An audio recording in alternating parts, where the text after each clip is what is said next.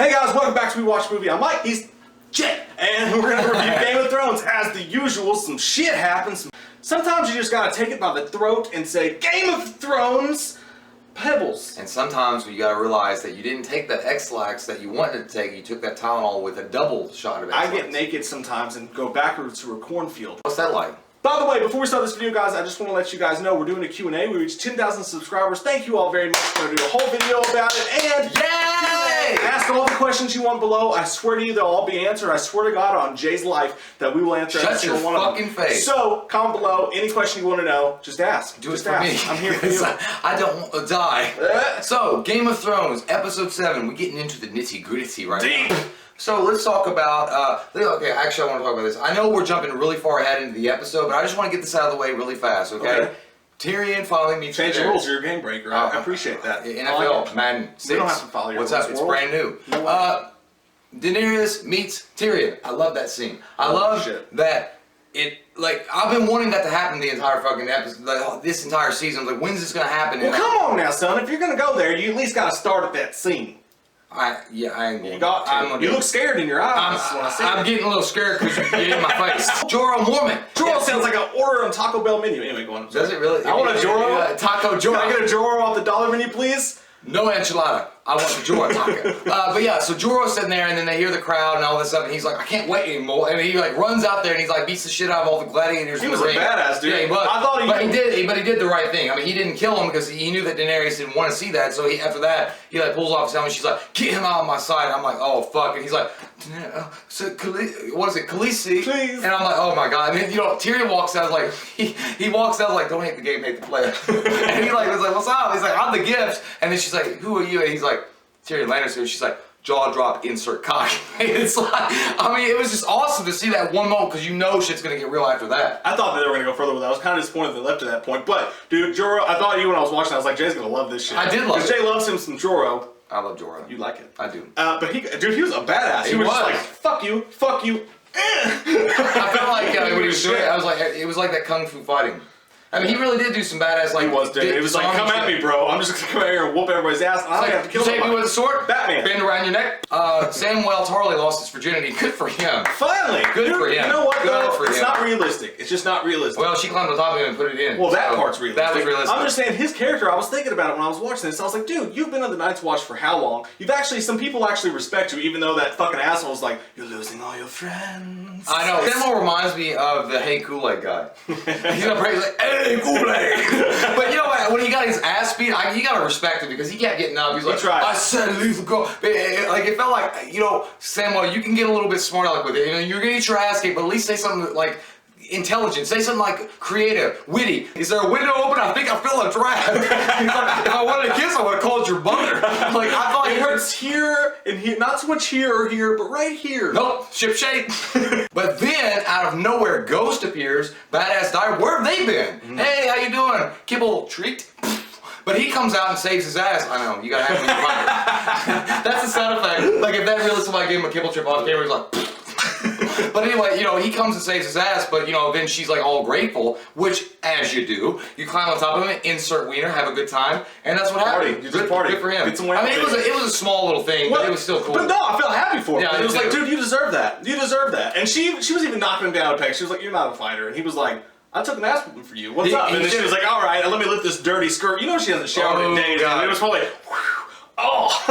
but cuss. You gotta do what you gotta do. But you know what? Samuel should have just been like, I'm not a fighter, I'm a fucker. Let's put it on. But yeah, okay, so working even further back. Well, hold on. I just want to say something about that. His character doesn't make any sense to me, dude, because you've been on the Night's Watch for how long? They work out, they live a shit. How long have I been on there? About a year. It's like 2 or 3. I mean, I might get used to it. I got some experience. But they've been in there eating grits and slop and working out all the time, doing sword fighting and shit. How has he not lost any fucking weight? How is he not a chiseled monster? No. Remember, he's not like, he's more taking over for Maester Aemon. Because Maester Aemon died in this episode, didn't he? Oh, that did happen. Let's talk about it. Maester Aemon's been around for a while. It's time to go. I mean, we get it. Batter's not included. I felt bad for him though. No more syrupy, thick. The only thing I fantasize with, like, Aemon doing was, like, maybe one day reuniting with Daenerys and be like, I'm your great 1,000-year-old grandfather. Yeah. And she's like, really? He's like, no, I'm going to die. Sometimes I fantasize about him too, but mine's different. What's that wrinkly skin doing on top of I want you to read me a book. I really hope that motherfucker, that little dire wolf doesn't die. Because, I mean, you just haven't seen enough dire wolf. See, that's sad. This sweet old man died, and you're like, he died. But then you're like, oh, the wolf doesn't die. That's usually how even horror movies go. Yeah. You see a baby almost getting, killed, and he's like, well, that sucks, but if the dog dies, you're in some deep shit. As Baratheon, he has this little thing with Davos. Davos tells him, he's like, we need to turn back because, the winter's coming. And he's like, we will not turn back. We will keep going. I don't care. And he's like, look, our soldiers are getting icicles on their ball sacks. We got to go back. And he's like, I don't care. And then Melisandre, that bitch, she's like, I knew it. Yeah. She's like, if you throw your daughter in the fire, And he's like, she's my daughter. And she's like, but think of it. And this shot is like, think of it. Feel this. And he's like, get out. I loved it. He finally's like, fuck you. That's going too far. But then again, he's still like half mad. You would do it, wouldn't you? What? You would throw that little chick in the fire. What? You would. Finally, she went too fucking far. She finally went too far, and she was like, yeah, you just, no big deal. You just kill your daughter. And he's like, wait, did you just... Can you run that by me? No, just kill your daughter. Yeah. Wait, no, what? Kill your daughter. Why is Tommen a bitch? Because Tommen is a hoe bitch. He really is. The whole thing with Tommen is Tommen's going over there to his mother. He's going over to Cersei, whatever you want to call her. And he's like, Mother, I can't, nobody puts baby in a corner. Nobody. And then she's like, Tommen, I'm doing this all to protect you. It's me and you. And he's like, but Mommy, her vagina felt good and I had sex with her and I love her. And then she's like, finally, she's like, and then, they're crying. There's a whole bunch of things. I did like that scene where you did see Cersei kind of open up a little bit, like what she's going, like, because she does see her kids. I don't think she does use people. But in that moment, when she's crying and holding Tommen, because that's her last son. I mean, she lost Joffrey. It's a mother. I mean, but she says she plays the mother card, dude. When he's like, no, when he finally gets some balls, and he's like, I'm just gonna get my crew, and we're gonna go in there, we're gonna bang shit out. I'm gonna kill everybody. And I'm gonna take my wife home, and then we're gonna bang shit out again. She was like, you know who the first person will die if you start a war. Yeah. And she was hinting at me. So she's basically trying to put the idea in his head: if you save them, they'll kill me first. No, which is bullshit. I agree with that. Manipulation was there, but at the scene when I don't think she actually understood that Tommen loved her. So then when Tommen said, I love her, and then she started getting emotional about that. I saw it, dude. I think that little tiny moment. But right after that, she went into the thing, and she was like, oh, it's okay, Marjorie. And I love that Marjorie, dude. She thought, she was like, fuck you, you ugly bitch! And she's not ugly, but she's like, fuck you, bitch! And she finally gave it to her, and she's like, and she goes out, and when she's talking to the high priestess or whatever, she's like, priest. He's not a woman. She's like, she put her in there for as long as you do whatever you gotta do. She's like, I just want to see shit get fucked up. And then, dude, the best scene ever. I loved it. She finally got what was coming to her. Cersei finally got that.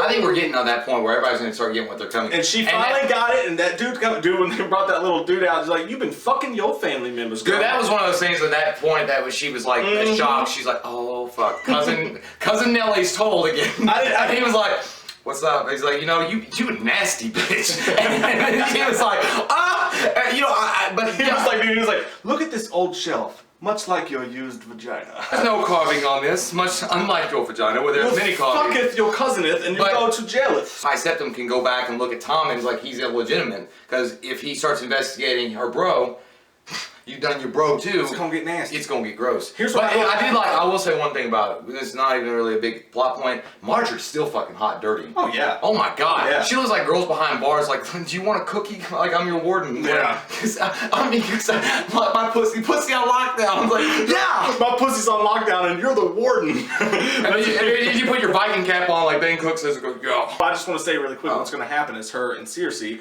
they're going to get locked in the same cell, and they're going to get this weird little bond. Oh, I thought you were going to start. I thought you were going somewhere else. Yeah, I am. Oh, you are going there. You're going there. High five. Karate in the crotch. Worst comes to worst, your mommy's gonna try to bail you out of jail. And she's like saying, it's like, are you really going to hold him for buggery? Basically saying, you're really gonna hold him in jail for butt fucking a guy, and his sister tried to protect him from that, or protect everybody. And he's like, yes. And then she's like, oh, come off the game. He looks like Mr. Smithers. I do like him though. He scares me a little bit. He's an asshole. He's like a Southern Baptist Ralph Nader. Yeah. Like, he's Ralph Nader if you want to. Even though he put Cersei in jail, I still can't wait till he gets it, because he's kind of a psycho. Yeah, he is a psycho, but at the same time, he actually does believe in that shit, and he's really. He's trying to clean it out. Dude, he's like that old bitch in the grocery store from The Mist. No, you're all gonna die because Jesus said so. But I think that, remember, I mean, I don't even know any history, but the medieval times and shit, when you had the church ruling through it, I think he's trying to keep it pure, but at the same time, yeah, he is a little bit fucking. I thought they were just a Bullseye fan club. The bullseye paperwork? I never miss. The titties against the metal. Titties on the metal. Oh, talking about Sir Braun and them 3 hoes. Sir Braun gets in the jail. He confronts those 3 little hoes, and he's like, you know what? Show me your shit, because otherwise you're not hot. And she starts doing her little striptease, and he's like, you know, things are changing. And she's like, you think I'm the most beautiful woman? He's like, I don't really think so. And then she's like, well, how about that poison in your arm? He's like, I think you're hot. And then it's like, no man can resist titty against metal. Yeah. So you go, it's jailbait. What's up? After that, a little quick scene with Jamie. He's talking to his daughter. She's like, I want to marry him. He's like, you little... I wasted all my time. You're my incestual daughter. I need to bring you back to my incestuous sister, and we're not going to do that now, so I don't know what I'm going to do. Take my fucking Darth Vader hand. Sansa begs Theon to fucking light the candle. She's trying to get back to... She's like, you know, come back, get out of your stinky fucking self, and say... You're Theon Greyjoy. You're my, you know, what I consider a brother, and you're not doing it. And he's like, okay, I'll do it. The little bastard, at 1 second, I thought when he's walking, you're like, please God, because there's big bitch. Ridiculous rise! There's big bitch Brienne, and there's like, I want Bugger King. She's waiting. She's looking at that fucking tower, and nothing happens. And he goes right to Sir Ramsay. Oh, I keep calling him Sir Ramsay. He goes right to Ramsay and fucking gives him what happened. You know, I'm like, Captain Dickless strikes again. Yeah, good for you. I'm done. I'm done now. You had a chance. Don't call me. And then, I'm done. You know, still, Sansa's got this strength. You can see this inner strength. So I know everybody got mad about the one thing, you know, happened last week, but you can see that she's still going to survive it. We remain hopeful. So this was a badass episode. It was great. I can't wait for next week to finally see what happens with Daenerys and Tyrion, and I can't wait to see what happens with Cersei. I like that bitch finally got hers. Love this episode. I really hope that. I hope the main focus of next week's episode is Tyrion. I hope so too. Guys, comment, like, subscribe, share on Facebook. Click that subscribe button. Get some wham up in you. Put your questions down below. We'll see you next time. Bye.